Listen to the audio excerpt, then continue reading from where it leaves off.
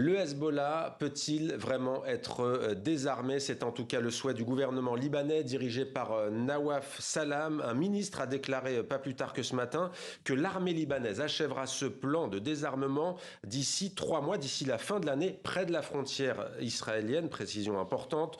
Le mouvement chiite s'oppose de son côté à cette décision. Il accuse les autorités libanaises de faire le jeu des États-Unis et d'Israël. Avec nous pour en parler, Antoine Basbous, bonsoir. Bonsoir. Soyez le bienvenu sur TV5 Monde. Vous êtes politologue, directeur de l'Observatoire des pays arabes. Et avec nous en direct de Beyrouth, Anthony Samrani, co-rédacteur en chef à L'Orient, Le Jour, le quotidien francophone libanais. Anthony Samrani, désarmer le Hezbollah, c'est faisable ou c'est mission impossible? C'est une mission très compliquée, en tout cas, d'autant plus compliquée que le parti a connu vraiment un moment d'hubris pendant des années et là, une chute spectaculaire à la suite de la dernière guerre qu'il a opposée avec Israël, mais aussi en raison de la chute de son allié en Syrie, le régime de Bachar el-Assad, qui ne lui permet plus d'avoir un terrain sur lequel il pouvait se replier. Et c'est d'autant plus difficile que nous sommes dans un moment à l'échelle de la région où Israël est très présent. Israël continue de bombarder le Liban. Israël, on l'a vu encore ce qu'il a fait à Doha aujourd'hui. Et donc, le Hezbollah utilise cet argument pour dire vous voyez, si on se désarme, c'est la fin du Liban et surtout, c'est la fin de la communauté chiite.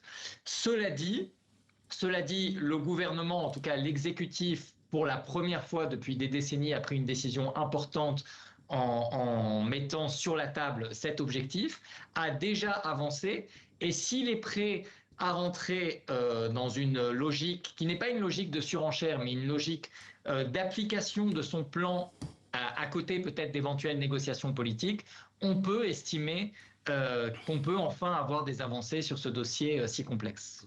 Antoine Basbous, l'armée libanaise peut-elle donc vraiment désarmer le Hezbollah, selon vous? Je crois qu'elle n'a pas totalement les moyens, mais est-ce que le Hezbollah accepte d'honorer sa signature quand il a, en novembre dernier, accepté un accord léonin avec Israël? Il avait voulu plier pour ne pas rompre, mais depuis, il a été réanimé, il a été poussé par l'arrivée de plusieurs visiteurs iraniens, dont le dernier est Larijani, le chef du Conseil de sécurité iranien. Et donc, il a repris un autre langage, un langage guerrier, un langage de chantage en quelque sorte, en se cachant, en instrumentalisant la communauté chiite et en s'associant à la communauté chiite en disant si je désarme, c'est la communauté chiite qui est menacée. Or, à vrai dire, son armement n'a rien servi face à Israël. Son armement est utilisé ou peut être utilisé juste contre la scène libanaise, les autres partis, les autres communautés. Donc le Hezbollah est aujourd'hui isolé. Ses alliés chrétiens, sunnites, druzes l'ont abandonné et aujourd'hui il se trouve réellement isolé et il va devoir se rendre compte que sans le désarmement, l'argent n'arrivera pas de l'étranger. Paris, la réunion de Paris que le président Macron voudrait organiser pour reconstruire le Liban et donc les zones chiites dans le sud et à Beyrouth, cet argent n'arrivera pas parce qu'il y a une condition, ce sont les réformes d'un côté et le désarmement du Hezbollah parce que personne n'a envie de donner de l'argent au Liban et de reconstruire ce qui a été détruit l'année d'avant. Donc voilà les conditions. Ouais. Anthony Samrani, vous êtes d'accord quand Antoine Basbous dit qu'effectivement le Hezbollah est lâché, si je résume, de toutes parts, y compris par ses alliés, notamment chrétiens? Il est dans une situation extrêmement compliquée aujourd'hui d'un point de vue militaire. S'il bouge la tête, s'il sort, il peut se faire tirer dessus. En tout cas, il peut être frappé directement par les Israéliens. Il a une peur viscérale. Il faut voir, quand on parle aux gens du Hezbollah, il y a une peur viscérale du nouveau pouvoir syrien avec le risque d'une possible vengeance. En tout cas, c'est comme ça que le perçoit le leadership du Hezbollah. Il est effectivement isolé sur le plan politique, que ce soit au sein du gouvernement ou au sein du Parlement. Donc, il a très peu de marge de manœuvre. Il menace aujourd'hui de déclencher une guerre civile pour garder ses armes, mais cette menace me paraît tout à fait exagérée dans le sens où il n'a pas le pouvoir de mettre sa menace à exécution. Par contre, il peut tout à fait mettre en œuvre un climat détestable au Liban, provoquer de très grandes tensions, jouer sa dernière carte, ce que j'appelle sa carte maîtresse, qui est jouer la rue contre l'armée. C'est-à-dire dire à l'armée, OK, vous voulez venir prendre nos armes dans nos différents dépôts, on va mettre des milliers de personnes, des milliers de civils face à vous, et si vous osez tirer, ce sera la guerre civile. Et c'est en ça que la question de l'armée est très difficile. Quand vous posez la question, est-ce qu'on peut désarmer le Hezbollah? C'est pas tellement une question militaire, dans le sens où dans tous les cas, l'armée n'ira pas prendre les armes par la force. La question, c'est est-ce qu'on peut arriver à une forme de compromis politique avec le parti pour avancer? Aujourd'hui, clairement, pour le moment, la réponse est non. Situation politique compliquée. Antoine Basbouze, quand on lit aujourd'hui, ces dernières heures, le journal suisse francophone Le Temps, à Nabatiyeh, dans le sud du Liban, qui est l'un des fiefs du Hezbollah, il y a un combattant qui dit avec amertume, de toute façon, on n'a plus de missiles militairement. Clairement, même dans ces fiefs, il est affaibli. Il est affaibli partout. C'est vrai qu'Israël a détruit, je dirais, presque 80% de son potentiel militaire. Et là, depuis novembre, Israël bombarde tous les jours. Alors hier, il y a eu 5 personnes effectivement qui ont été tuées dans le nord-est. Et aujourd'hui, ils ont également frappé.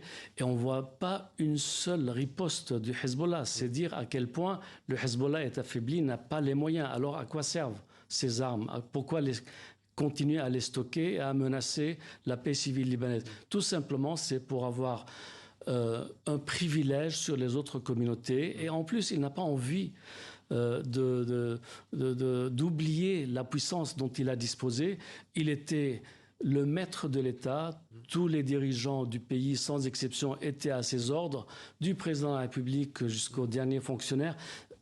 Il n'a pas envie d'oublier, il n'a pas envie de renoncer à cet état des choses, sauf que le pays a changé, que le rapport de force a changé, que les guerres qu'il a provoquées depuis qu'il est là, notamment en 2006 et 2008 et depuis, et donc le climat général a changé et Hezbollah ne veut pas en tenir compte. Toute la lumière n'a pas été faite sur l'explosion dévastatrice du port de Beyrouth. Il y a quand même aussi quelque chose. Il y a un homme dont on n'a pas encore parlé, peut-être cela va faire près d'un an, Hassan Nasrallah, qui a été tué par l'armée israélienne. C'était le 27 décembre 2024, il y a un an quasiment. Est-ce que symboliquement, de manière symbolique et emblématique, ça a porté un coup dur au mouvement chiite libanais? Forcément, c'était un homme charismatique qui avait construit pendant plus de 30 ans l'aura personnelle et surtout la puissance du Hezbollah. Il l'avait raccordé au pasdaran iranien. D'ailleurs, il ne faut pas oublier la genèse du Hezbollah. Et c'est Naïm Qassem, l'actuel secrétaire général, qui l'a écrit dans un livre. Il raconte la scène par laquelle Khomeini, en 83, a signé le décret de création du Hezbollah. Et Nasrallah disait et répétait à la télévision, en direct, sans aucune peur, qu'il est, comme le Hezbollah, un soldat dans l'armée de Wali el-Faqih, c'est-à-dire du guide suprême iranien. Sans complexe, il le disait. Donc aujourd'hui, ils se sentent orphelins de cette puissance iranienne qui a été humiliée, de l'absence de cette autoroute syrienne qui n'existe plus depuis la chute d'Assad. Et donc, ils sont assiégés quelque part, mais personne ne cherche noise à la communauté chiite, même si le Hezbollah se protège, se barricade derrière cette menace qui n'existe pas. Anthony Samarani, diabolisé par les uns, adulé par les autres. Antoine Basbouze le disait, création au début des années 1980. C'est un affaiblissement qui a souvent été évoqué. Certains ont prédit sa disparition, mais ça fait 40 ans que ce mouvement existe. Il y a souvent aussi un argument qui est brandi par celles et ceux qui défendent le Hezbollah, c'est de dire si on est désarmé, qui pourra protéger, qui pourra assurer la mission de protéger les frontières, la souveraineté du Liban. Ça, c'est des choses qu'on entend encore aujourd'hui. On les entend encore plus, et comme je vous le disais tout à l'heure, on les entend encore plus parce que Israël se comporte de façon...